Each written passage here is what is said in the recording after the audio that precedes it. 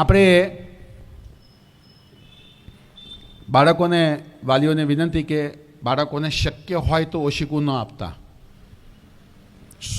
સૂતી વખતે બાળકોને ઓશીકું ન આપતા, એને બિલકુલ સવાસનમાં સૂવાની ટેવ પાડો.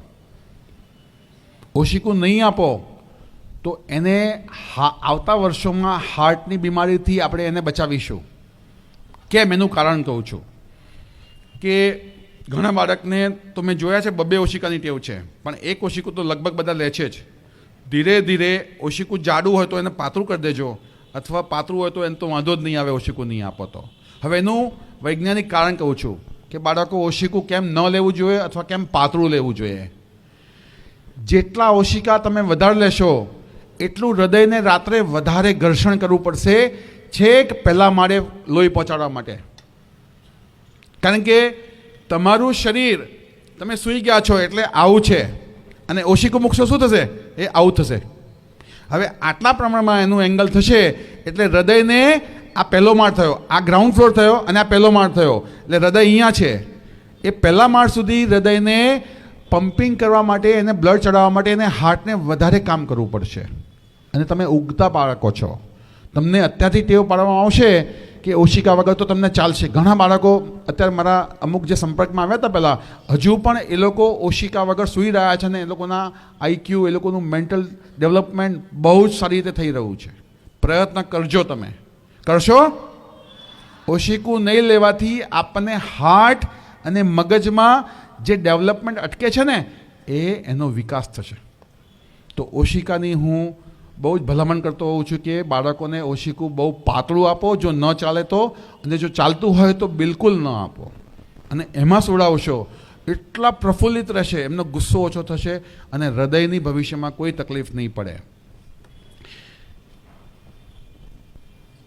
બાળકોને દર 6 મહિને વિપરીત આબોહવામાં લઈને જાઓ.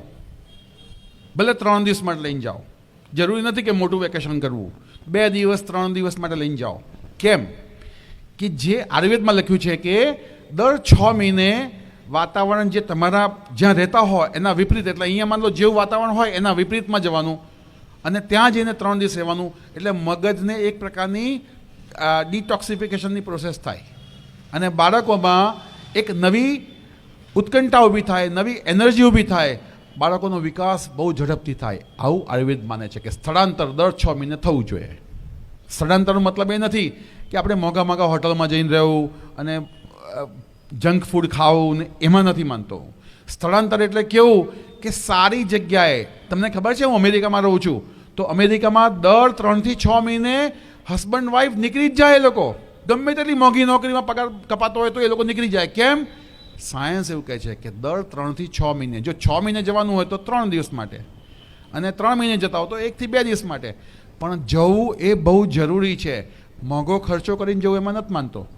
ખાલી જઈને કોઈ આશ્રમ છે કે કોઈ જગ્યાએ સારી સસ્તી હોટલ છે અને સાત્વિક ભોજન, પણ એમાંથી જે એનર્જી તમને મળશે ને એ તમને ખબર પડશે કે કેટલી સારી હોય છે. તો બાળકો માટે આ બધી ટિપ્સ આપું છું. બધી ટિપ્સ યાદ રહી ગઈ તમને? યાદ નહીં રહે તો ચિંતા ના કરતા, બધું રેકોર્ડિંગ થઈ રહ્યું છે. તમારા શિક્ષકો એને લખીને એના પોઈન્ટ્સ બનાવીને તમને સમજાવ્યા કરશે. શિક્ષકો કરશો ને આટલું? ગુડ.